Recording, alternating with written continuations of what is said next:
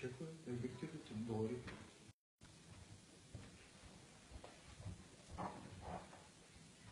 Бог една. Алелуя! Ние искаме да поздравиме всички брати и сестри, защото събота, неделя, този ден много сме радостни, празнуваме Възкресение Христово и искаме да ги поздравиме с няколко песнички духовни.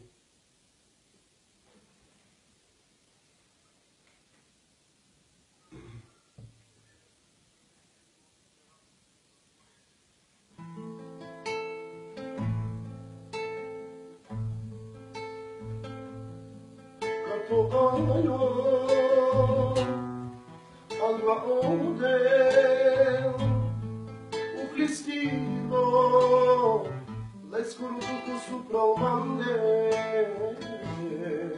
canto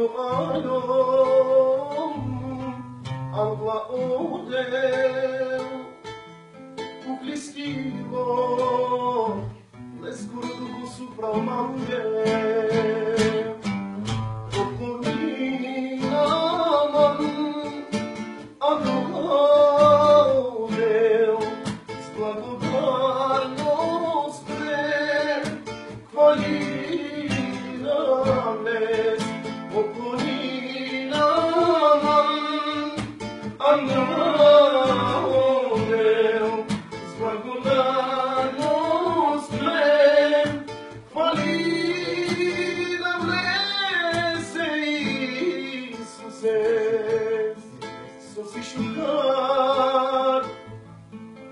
me dileste ai murodel și vine un veste sosi șucar me dileste ai murodel și vine un veste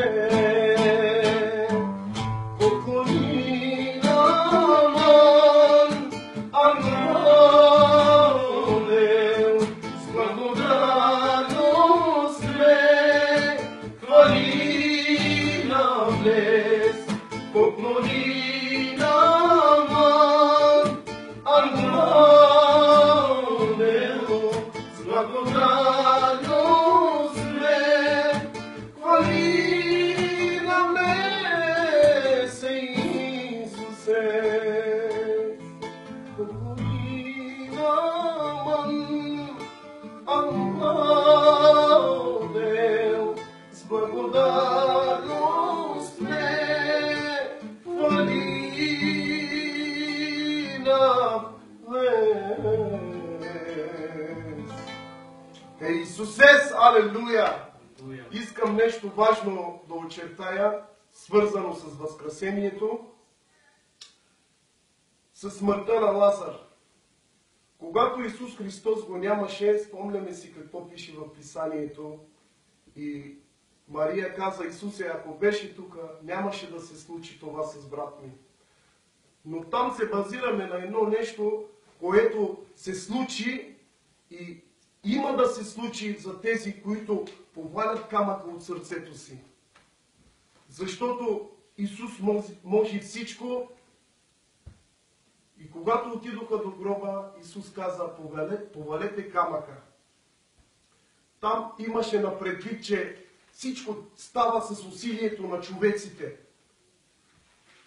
Няма как брат ми живее от София до Гоце Делчев 200 и кусур километра, няма как в този момент брат ми да дойде и да ми помогне. Става въпрос за момента. Кой ще ми помогне? Моя съсед, моя приятел, хората, дето живеят около мене. И ето за това ние предизвикваме тези, които не са приели Исус Христос, да повалят камък от сърцето си, за да влезне Исусовите думи в сърцето ми и тогава става възкресение в човека. Тогава възкръсваме заедно с Исус, когато поваляме камъка, каменното сърце и даваме място на Божието Слово и тогава възкръсваме мощно с Него. Алелуя! С още една хвалебна песничка. Айде. свързано с възкресението на турски ще я изпълниме. Нека да бъде слава на Исус Христос.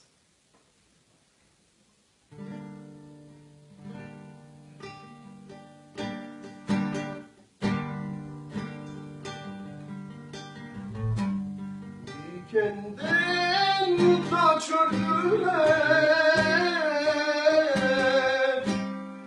yüzüne tükürdüler,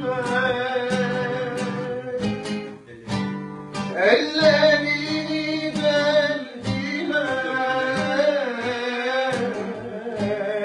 kanını döktüler.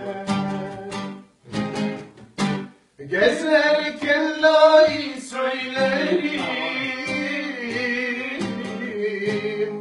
söylerken ağlarım. İsa Mesih Rabbimiz bizim için geldi. Gezerken lay söylerim, söylerken ağlarım. İsa Mesih kralımız bizim için geldi. Ellerine dizlerine muradılar çiviler, Golgota dağında İsa'yı derdiler. Gezerken lari söylerim, söylerken ağlarım. İsa Mesih kralımız bizim için geldi. Üçüncü gününde İsa kıyametti. Şimdi de göklerde yer hazırlıyor bize. Üçüncü gün İsa kıyametti. Şimdi de göklerde yer hazırlıyor bize. Gezerken lay söylerim, söylerken ağlarım. İsa Mesih kralımız